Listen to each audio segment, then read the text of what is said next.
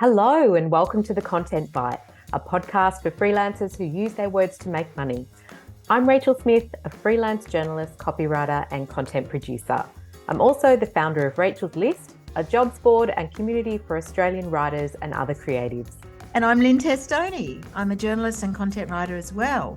Rachel and I are your weekly co-hosts, and every week we bring you all kinds of tips, tricks and some fabulous guests to help you make the most of your freelance business.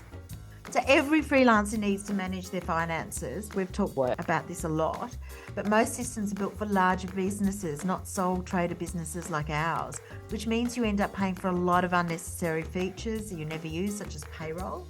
Rounded is designed for freelancers, so it's super easy. You can see how much tax you'll need to pay, which is also something that other systems didn't tell me. Yes, and Rounded really is an affordable all-in-one tool.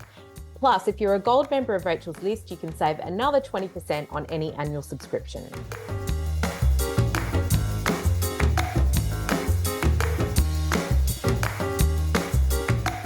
Hi, Lynne, how are you? I'm good. It's a frantic week, but it's great. It's really good. I think we're getting near to the end of the year and it's all ramping up. What do you think? Well, we are getting near to the end of the year, but our guests are like almost becoming more. We're recording more with more guests every week, aren't we? So we are. Yeah. So that's pretty exciting. It is very exciting. Yeah. And we have an amazing guest this week who also appeared at the summit. Yeah, it's Michelle Bowes. And Michelle was one of our panel speakers at the summit. And we both felt we'd love to hear more from her and get her take on a business mindset. And it was so exciting. The summit panel on creating a freelance business is really interesting, but we thought we could dig a bit deeper. So we thought we'd join us this week on the pod. Would you like to introduce her? I'd love to. Michelle Bowes started working as a freelance journalist in 1997 while at university before graduating to work in business publications and 5 years working in the business press in London. And since 2019, she's worked as both a freelance journalist and content writer, specialising in business and personal finance, writing for both B2B and B2C audiences. And in 2022, Michelle combined her knowledge of personal finance with passion for gender equality to write her first book, Money Queens, A Teen Girl's Guide to Money. I love that. She divides her time between freelance writing and running financial literacy presentations and workshops at schools, which I don't think I knew about. Welcome, Michelle. Welcome. Hi, thanks for having me. Wow, it's so great to have you, especially after all the hype and the rah-rah with the summit, to have you back again. Yeah. It's great. It's such a great career, Michelle. What do you love most about financial journalism? Look, I think it combines, I guess, my love of words, which has always been there. And I was always one of those people who's quite good with numbers. So it's like the perfect marriage of both of those things. And I also think it's really practical. Every time I write a yarn, a story, I learn something. I learn something practical about business or about finance or about money that I can use in my own life. So I don't know if there's any field of journalism that's quite as practical in terms of how it spills over into your own world, particularly for a freelancer running their own business, as business and finance journalism is. Yeah, absolutely. So, we all know that the business side of things is where freelancers often drop the ball. So what are the sorts of things that you see freelancers getting wrong a lot? I think that business mindset really does capture it because, it's interesting if you meet somebody at a party or a function and they say, what do you do? I suspect a lot of freelancers would say, oh, I'm a freelance journalist or I'm a freelance content writer. I don't say that. I say I run my own small business. That is the very first thing that occurs to me when I'm asked what I do. And then they might say, oh, what sort of business? And then I'll say, oh, freelance journalism and content writing or, and financial literacy. So it's really about having that business first mindset. You are running a business, just like Coles is running a business or Commonwealth Bank is running a business, So I think if you don't think of yourself as being in business, you're already sort of starting on the back foot when it comes to taking care of all the business side of things. Yeah, I totally agree with that. I wanted to jump in because I think a lot of journalists don't think in that way, and it stops them from growing their business or from investing in themselves or investing in their business, or, they just sort of are so used to a different way of work coming to them.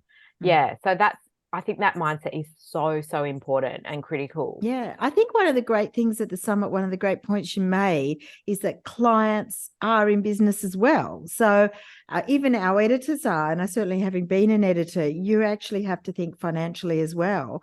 They're getting paid and they know we're going to charge them. So talking about money and budgets is a no-brainer. It should be just part of it. But some people get really scared and have a real wobble about charging, invoicing. Was there a moment for you when you went to going from being nervous about this, or were you always confident, or to just having a conversation about it? Oh, look, I was not perfect at this at the start. When I started freelancing, like back when I was at uni, gosh, I mean, I would have accepted any rate or any piece Yes. of work that anyone was willing to give me. It's something that has grown with me as I've gotten older, and I think I'm just more confident in my skills and experience in general.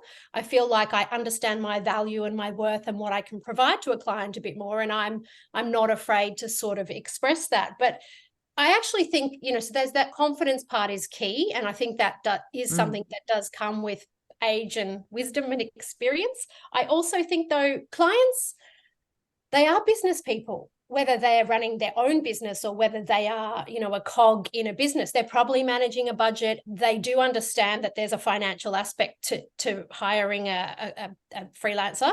And I actually think by having a Monday conversation with them and being willing and open to discussing it, they actually probably respect you more. Maybe they think that you take your business more seriously, that you're a more serious person, that you're the sort of person that maybe they want to be in business with. Yeah. Yeah. That's interesting. I think we always think so much from our point of view without thinking of their point of view. Yeah. And so much of that came up at the summit. Like, wasn't there something Jack Taylor said, which I actually think was on your panel as well, when she said, think about, what this project is worth to them, not what it's worth to you. So you almost, from that, I kind of we almost have to take ourselves and our, stress about money out of the equation and think about them.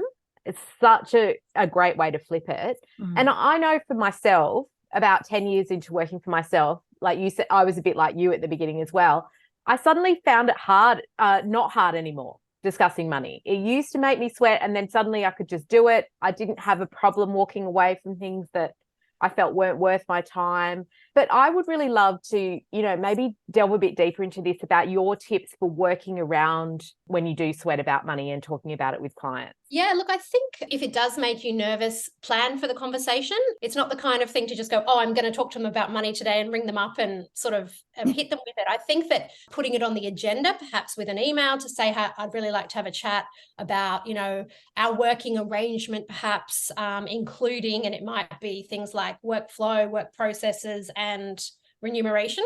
So giving everyone notice, putting it on notice, if you like. And I also think that, with the way the world is today, it can be an email conversation. It doesn't have to be an in-person or on the phone thing where you might get a bit nervous and sort of and ah and get sort of feel like you have to respond then and there. I think it's completely fine to take the time to prepare for a conversation, to think about the sorts of questions they're going to ask you and plan what your answers are going to be. And if you do that enough, you'll find you're sort of saying the same thing to every client. It's not like it has to be a whole heap of extra work.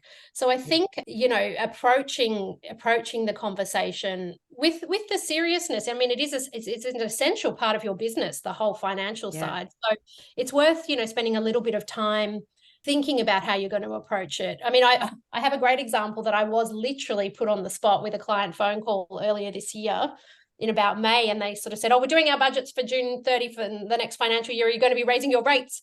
And I was sort of like, this feels so unfair, to put me on the spot like this. And I thankfully had the wherewithal to say, look, I'm just in the middle of something right now. Can I give you a call in 10 minutes? I just need to wrap this up, and I'm more than happy to have this conversation. And that bought me at least some time to think about, was I going to raise my rate with them? When the last time was I raised my rate? If they asked for a justification, what my reasons were going to be. So I think trying to avoid ever being put on the spot with a money conversation, if you're nervous about it, is a good thing. I love that. I do feel that the first conversations are hard. Like I don't get nervous like Rach, that there's a point we were nervous, but I'm less. Once I've had a discussion about money, being clear, it's worked out okay. I think, oh, is that what I was worried about? And it takes the fear out. So I do think when you were talking about experience and longevity in business, it's more, the more you do it, you realize it's just another conversation, just about talking about tone of voice or deadlines. Money's just part of that. And it's so much better to have the conversation at the beginning than halfway through, or worse, when the invoice is going. So that's way more uncomfortable. We've all learned that lesson. And also, I just want to jump in and say, once you have done the same project like over and over and over again, and you know what you charge for that project and how long it'll take, you know that you can say, look, I've worked on, you know, multiple similar projects and this is generally where they fall, you know, in terms of a project fee.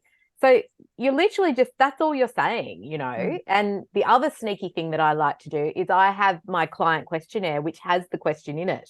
What's your budget for this project? So I don't even have to ask if they fill that in.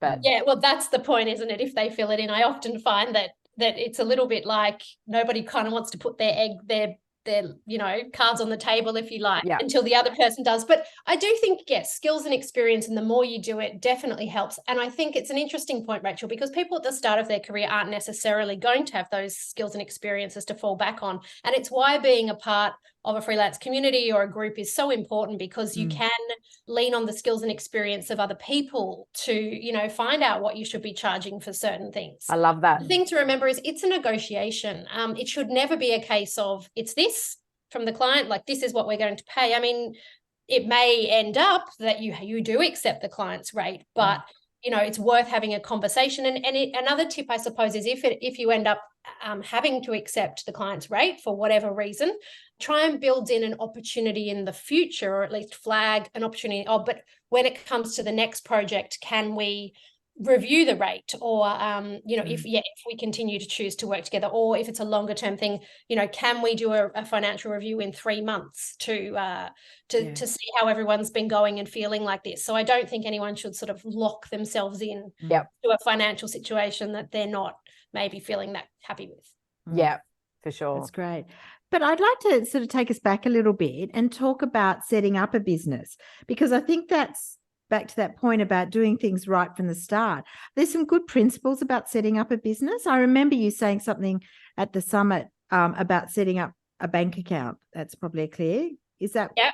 That's a great place to start. Absolutely. So I think having separate business bank accounts rather than trying to, you know, have money coming into your personal bank account, it gets very messy, particularly come tax time, or tracking GST if you're collecting that, or income tax, anything like that. So I definitely say separate bank accounts, maybe 2 for your business. So I actually have one that I get paid into, and then I have a few. I have another one that as soon as I get paid, I transfer the GST from each job into. I have another one that every month I transfer my pay-as-you-go income tax amount into. So it's all there and separated. And I have another one actually that I transfer my superannuation into before I transfer it into my superannuation fund. So I think setting up bank accounts, setting up your super fund as a freelancer, you know, especially if you come from an in-house role or something, you may have been with your employer's fund. So what's going to be the best fund for you as a freelancer? Look into that at the start. You know, spend some time on your business before you start working in it. How are you going to invoice? What are you going to charge for different projects roughly? When will you follow up invoices? How will you follow up quotes, and how long will that take? What will your payment terms be? Will you just accept the client's payment terms, or is that something that you're going to kind of push back on?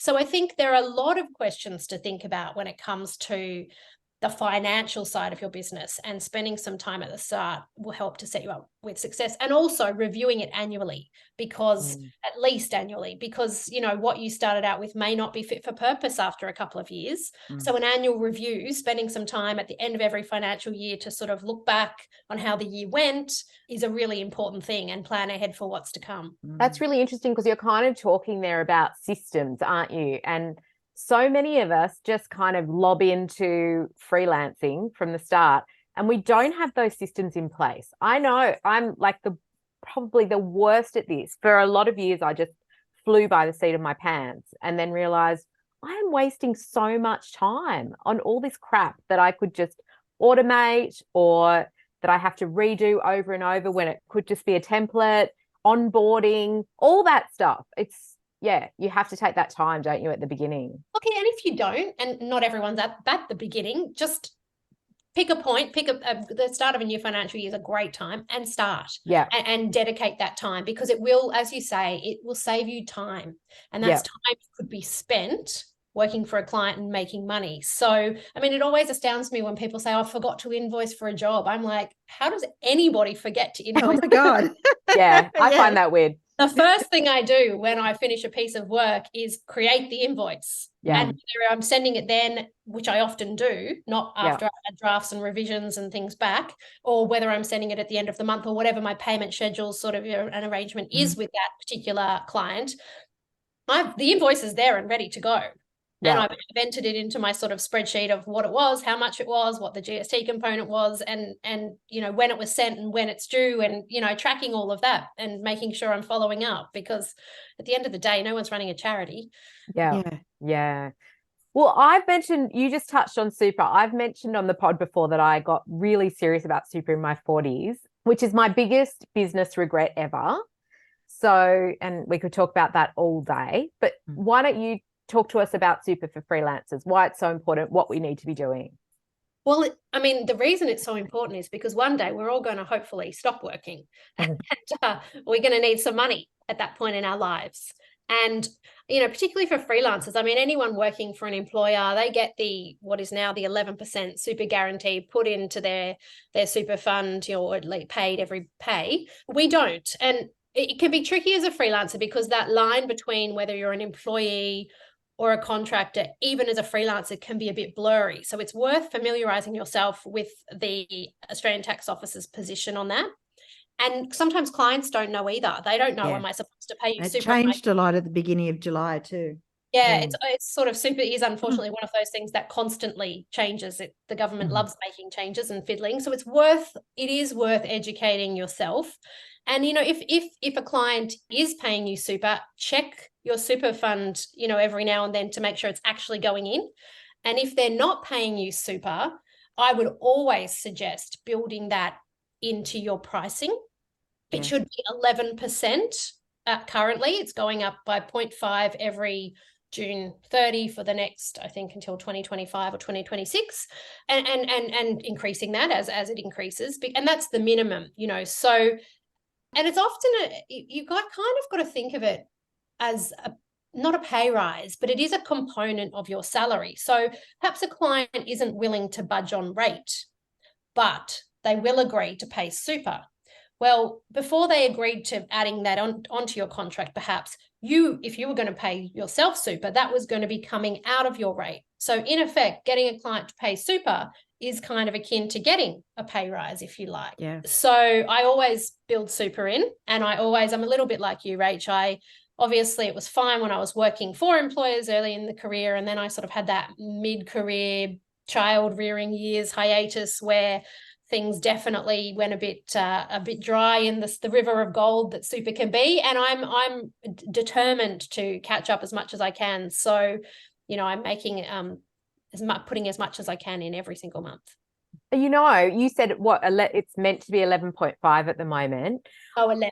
No. 11. I'm trying to do 15 because all the staffers that are so ahead of me, I need to catch up. So when I can, I'm putting 15 away, 15%. Yeah. Very good. Well, I mean, 11's the minimum. If you were working in-house at a company, that is what you would be getting. So that should be the minimum. If you can do more than that, fantastic, obviously. Yeah. And some employers, I mean, any government agency pays a higher rate of super generally than the minimum. So, you know, universities, for example, I think they pay their staff about 17%. Yeah, they do. If you're working for a government client, it's definitely worth asking for more than the minimum if you're building super into your rate. So actually, the best thing I ever did was when I was at Vogue a really long time ago, and I got a minuscule pay rise, and I put that pay rise into my super. And so even though I think it was something like $20 a month or something, but because it was probably about 25 years ago now, it made a huge difference to my super base then and now. Oh. And also I should say that because I'm actually close to retirement age, I guess technically, because I'm 60, this is the time when I realized the difference. I've got quite a lot of money in super and I've worked hard at that, but it makes a difference. And a lot of my peers don't, particularly those that are freelance. And this is a time when you're facing retirement, that you really thank anything you did. And obviously that's something we could all go back and do. But I know that I'm really lucky, but it has been it's anyone at my stage of life, thanks the earlier person for doing the super, because it is hard when you're in your 20s and 30s to think about what options at 60.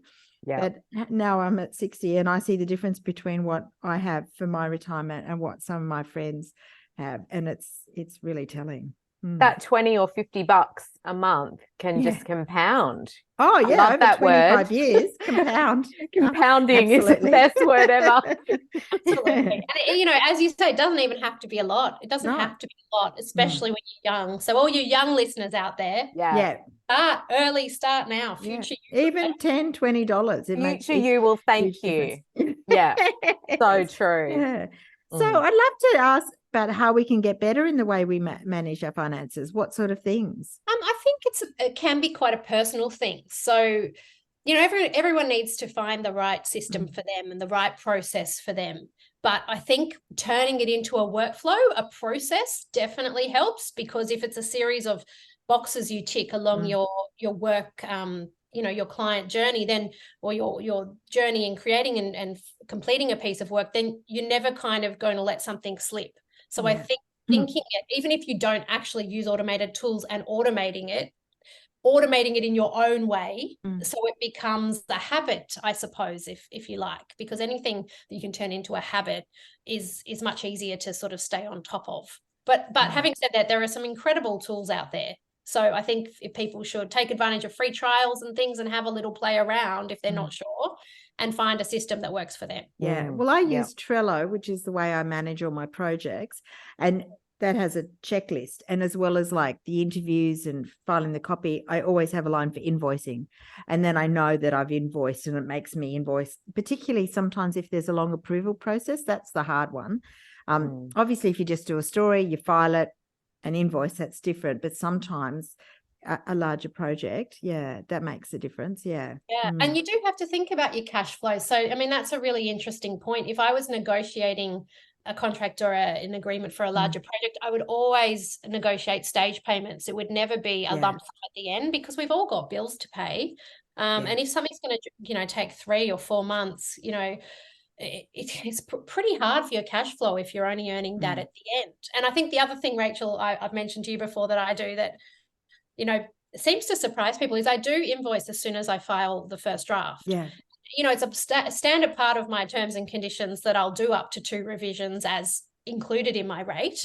But it sort of, I don't say anywhere that I'm not going to charge you one until those 2 revisions. And no client has ever had a problem with it. I have never had a response to say, why are you invoicing me now? Piece of work isn't finished. That is actually such a good point to put in your T&Cs. I'm going to do that, because I tend to wait until those 2 revisions are sorted and then I'll send the invoice. But not so much with editors. Like, I just filed a piece to medium rare and immediately invoiced as well, almost because I want it off my plate and it's done. I don't need to think about it. Well, that's right. Otherwise, you might forget to invoice or whatever. But we all know some of those projects with approvals and back and forth. Oh my God, they can drag on. And some companies are pretty slow to pay as well. There's nothing more frustrating than getting paid 2 or 3 months or 4 months after you've done a piece of work.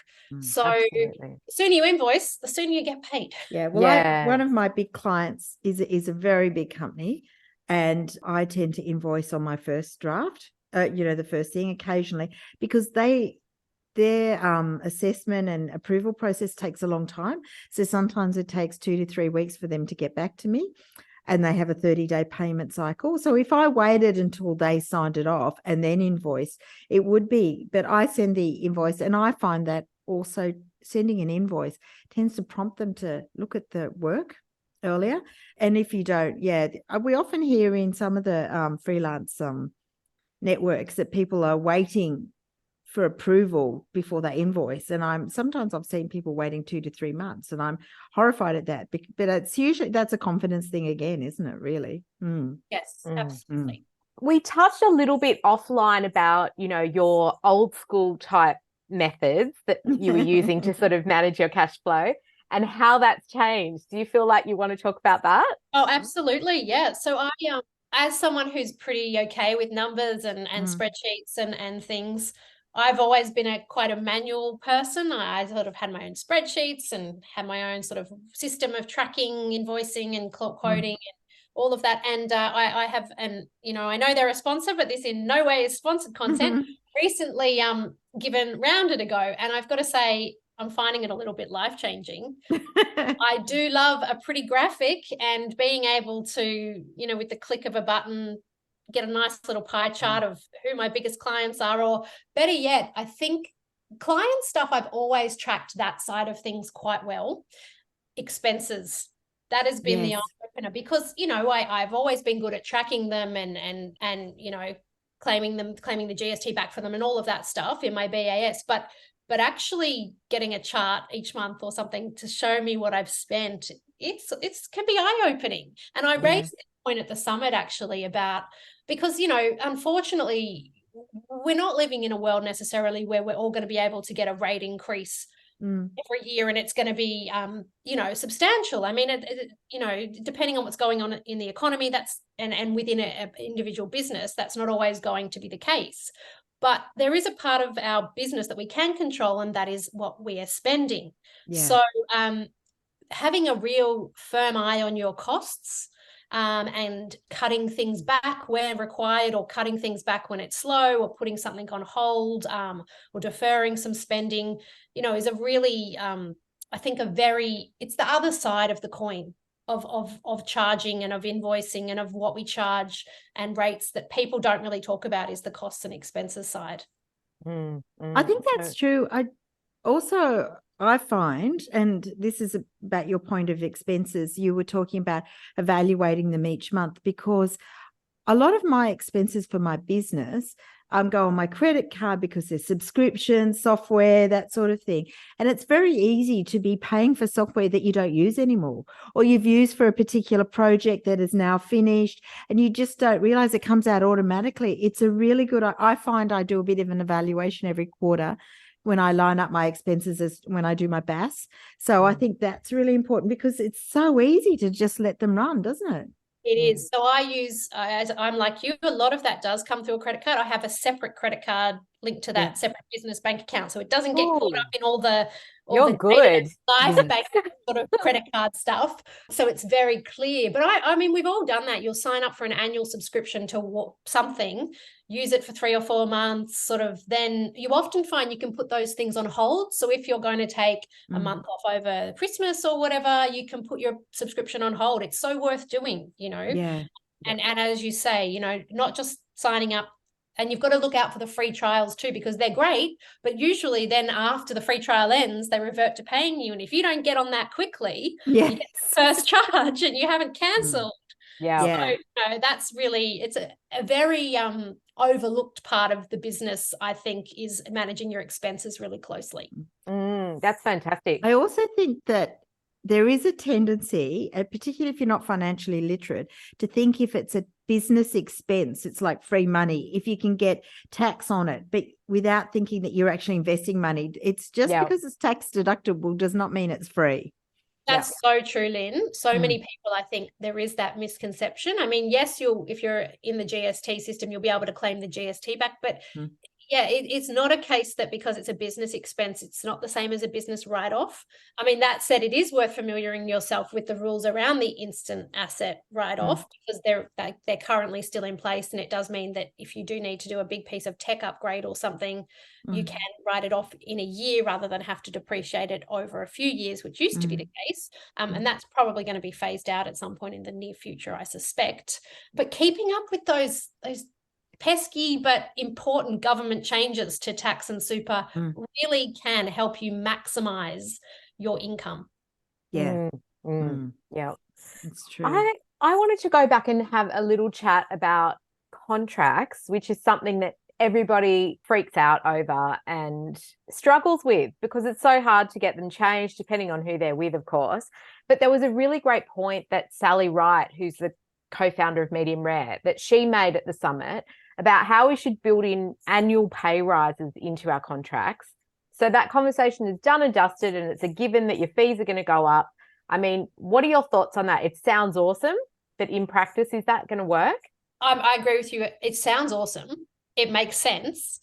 I'm not sure a lot of clients would sign up to it because, I mean, as we've just seen in probably the past 5 years, economic conditions can be subject to some quite shocking changes. You know, who knew COVID was going to happen? Yeah. Who knew interest rates were going to do this? Sort of what they've done in the last years. So what I think it is worth at least trying to negotiate in, though, is a review every year.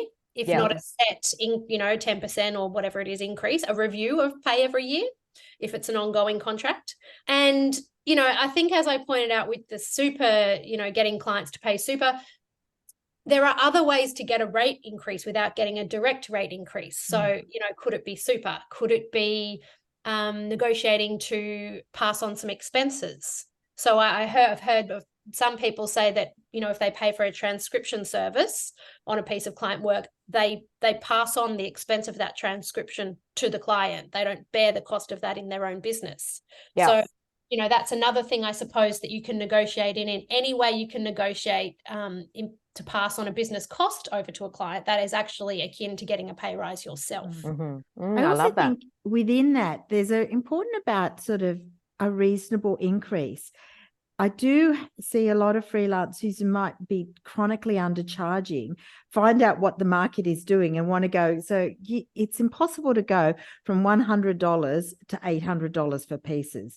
You can go from $100 to $120 or maybe even $150, but you've got to be $100 client is not going to pay $800. So sometimes it's better to, yes, go up a little bit, but start looking for new clients is probably a better way to go. Yeah. Yeah. I completely agree with that, Lynn. I think that, yes, you cannot expect a client to go from paying $100 for a piece of work to suddenly go to paying, you know, $500 or $600 or $700. Even if that's the market rate. Even if that's the market rate. And that's why I think it's really important when you get to the point in your career where you can be a bit more selective about your mix of clients as well, because larger businesses generally are used to paying more for all of their various contractors than smaller businesses are. So it probably does come back a little bit to that confidence thing and that community thing, knowing what the right kind of rate for your level of experience to charge is. But one way, as you say, Lynn, to quickly elevate rate is to move to a new rate with a new client. It's very hard to drag an old client up from a very low base to a very high base all of a sudden. And if you know, when you're negotiating a rate, I think it's really important not to just ask for money, but to explain why. And I don't mean, you know, because I've got to pay my mortgage kind of why, but why, what you offer the client, what you can do for them, what you have been doing for them. You know, highlighting any positive feedback they've given you, or, you know, I build in 2 revisions, but you never come back to me with any, you know, just I make your life easier. This makes your life, you know, more simple. So really demonstrating your value. And I suppose the other trap that I would really warn freelancers about not falling into when it comes to negotiating rate is about throwing in added extras. So the cycle of sort of, I'd like to charge 10% more, but I'll do your SEO as well on this piece. Well, if you're going to start doing more work for more money, you're really just getting paid the same amount. Yes. Better than getting paid, just not getting an increase and having to do the SEO, in which case you're actually kind of losing money from where you were before. But if part of the negotiation is you saying, I'll do something extra for you to justify the increase, then actually you haven't improved your situation. Does that make sense? Yeah. I think that's it. Absolutely. And also we do panic. We're all a bit insecure about money, and it's very easy to sort of feel that, oh, I want more money, but I will. And, you know, you've got to really watch yourself. Yeah. Yeah, you do. And that's why even having a little script that you're sort of sticking to when you're in those conversations can be very useful to stop yourself trying to fill that awkward silence with, here's some steak knives and here's I love it. Yes. I love it. Yeah, yes. One of the things I love hearing about you, Michelle, is that you're running financial literacy events for young women. What sort of things do you learn from them? Look, I think the most eye-opening thing, and I talk to teenagers about money, and women in particular, as you said, is they're pretty interested in money. I think there's this sort of money gets a really bad rap. It's boring, it's complicated, nobody wants to talk about it. And whilst all of that is a little bit true, it also, when you're young, it's pretty important for a lot of the things that you want to do in your future. And they're really quite an engaged audience. They have a lot of questions. They don't necessarily always know a lot, but they're not afraid to ask and to find out more. And I think that, I only wish there was sort of more resources and more emphasis on this in our schools and things, because I honestly think, if a lot of us learnt about money a lot earlier in our lives, it would make, the situation that many of us find ourselves in later in our lives, it would potentially negate, these sort of situations. I mean, imagine if you were always taught that talking about money was completely normal and fine. None of us would have ever been in this position where we felt we probably wouldn't even be doing this podcast today. Yeah, maybe. Yeah. I know. Well, I know there's quite a cool story, isn't there, behind Money Queens? So talk to us about that, how you got the idea for it and all of that, and what the response has been to it. Well, I have 2 teenage daughters, so that was really, I guess, where the kernel of the idea came, and they got to that sort of, well, my eldest got to sort of 14 and was interested in getting a part-time job, and I started doing a bit of research into that whole thing for her, because it's been a long time since, I was sort of getting my first teenage job, and gosh, it took a lot of legwork, and I thought, wow, I actually know a bit about money, and I'm having to go to all these different websites and resources to pull all of this information together about what happens with tax when you're that age, what happens with super, and it's probably changed. It's all changed a little bit too. And I thought, how do people that don't have a decent level of financial literacy manage this? And then I also thought, well, parents are so busy anyway. Wouldn't it be great if there was some resource out there that the kids could just go to and figure it all out for themselves? So I started pulling together all the bits of information I was pulling together for her into a file, and sort of trying to simplify it, I suppose, turn it into plain English, because it can be quite jargonistic, all of this finance stuff. And so that was the sort of the kernel. And I suppose the other part, and why I ended up sort of going down the path of writing a book for teenage girls in particular, and not all teenagers, is that, I've always been very much a feminist, and, strongly of the belief that some of the gender gaps in society really shouldn't be there, and also a bit frustrated that, we don't see a lot of change in this area. Change can be very slow, quite glacial, and my daughters are going to go into the workforce maybe not in a much better position than I was sort of 20, 30 years ago when I was starting out. So I suppose all of that came together one crazy day when I decided to pitch a book. And, there were times when I was writing it that I thought, oh my God, what have I done? But it's probably the most personally rewarding thing I've ever done, and certainly talking to girls at schools off the back of it, perhaps not the most financially rewarding thing I've ever done. But it's interesting. I was reflecting a little bit on the Content Bite Summit and Valerie Khoo's session about following your curiosity and your passion. And it definitely lit a fire in me that hadn't been there for years. So that's great. Whilst I'm still doing a lot of other paid work, or I should say better paid work, having a passion project is one of the things that really gets me up every morning. Yeah, absolutely. Well, I guess it also leads to those, having the book behind you helps with the financial literacy sort of courses and speeches you do to schools. So I think that it does feed into that, I'm sure. And other talking engagements that you might get. Yeah, it does to start to snowball, and it's fabulous. And again, this is, I think, something that we learned from Valerie in that session, was about how she kind of monetized all of her passions. Like, amazing. What a woman. She was making wallpaper and also that's Instagram account. And I sort of thought, that is really what I've tried to do with Money Queens, because you don't invest an awful lot of time and energy into something, at least if you're me, without getting some financial reward from it. So now it's about optimizing, I suppose, the work that I've done. Yeah. How fabulous. We'll definitely put a link to that in the show notes. Yeah, for sure. Definitely.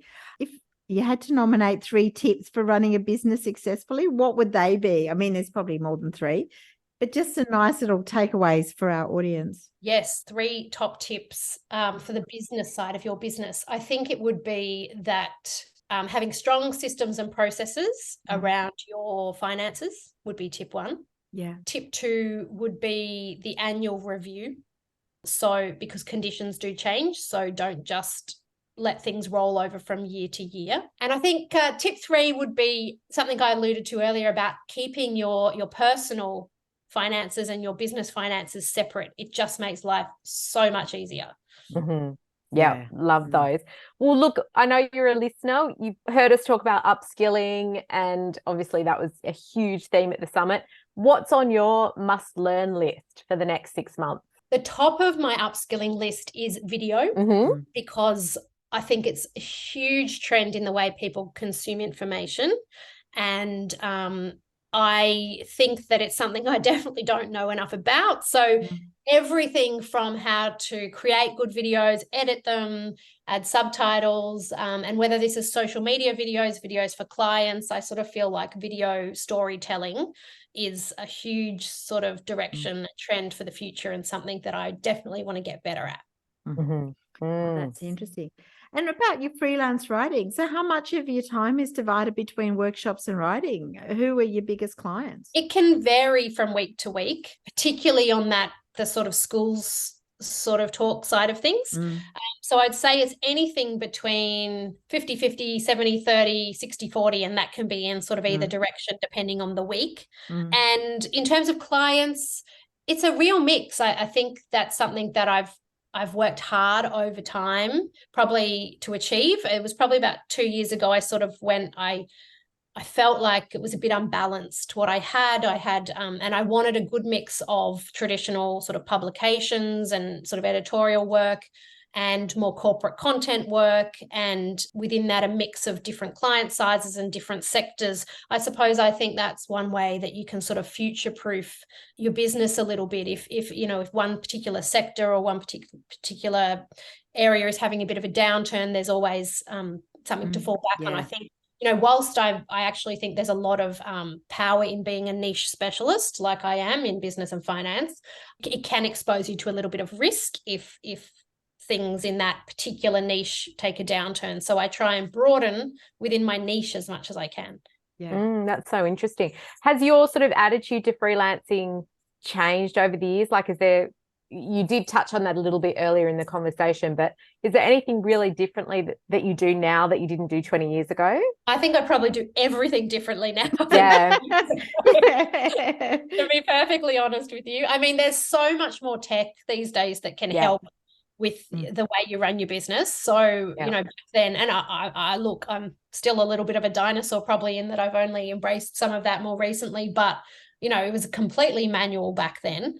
I think, that confidence piece we talked about, I'm definitely much more confident around knowing my value and asking for it and being willing to walk away if I don't feel like a piece of work or a client is sort of worth what I'm... or a good fit, or a good fit culturally. I think that's important too, because it is important to remember, I think, why we've all got our reasons for being freelancers. And, whilst this whole conversation has been about the financial side of your business, money isn't everything. Not everybody wants to be making 6 figures or needs to be. A lot of people do freelancing because they want a work-life balance, or for other reasons, their own personal reasons. So I think, when we have these money conversations, it doesn't need to be framed in the way that it must always be bigger, better, more, growing. I think it's about getting to a point where it works for you, where you are happy, where your business is providing you with the kind of lifestyle that you hoped it would, whether that's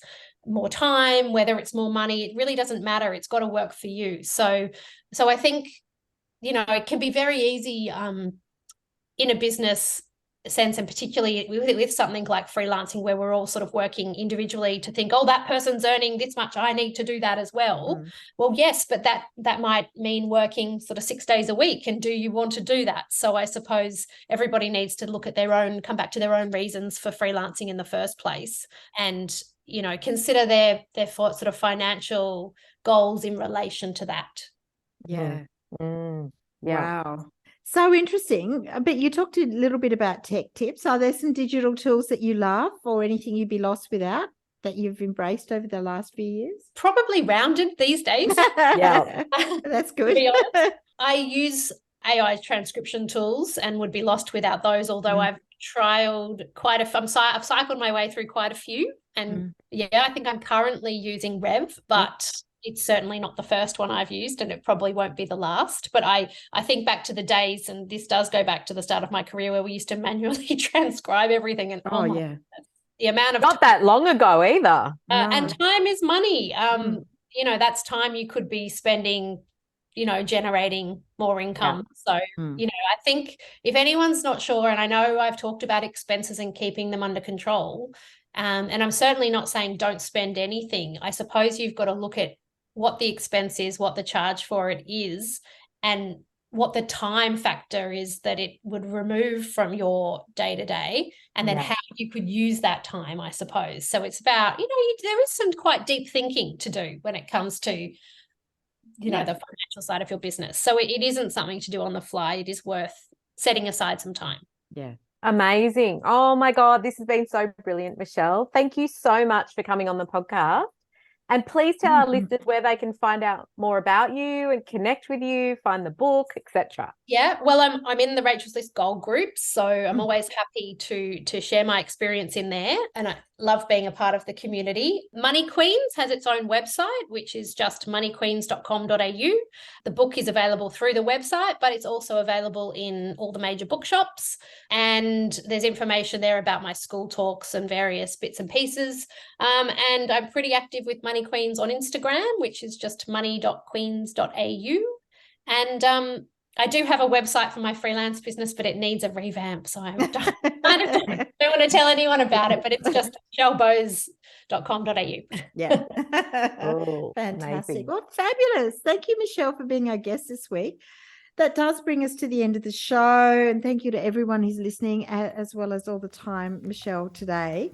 So don't forget to leave a rating and review on the platform where you find the podcast, and also take a look at everything in the show notes. We'll put connections to Michelle there. That's right. And thank you again to our sponsors, Rounded, easy accounting and invoicing software made just for Australian freelancers and sole traders. You can find them at rounded.com.au. And we will see you all next week. Thanks for listening. Thanks. Bye. Bye.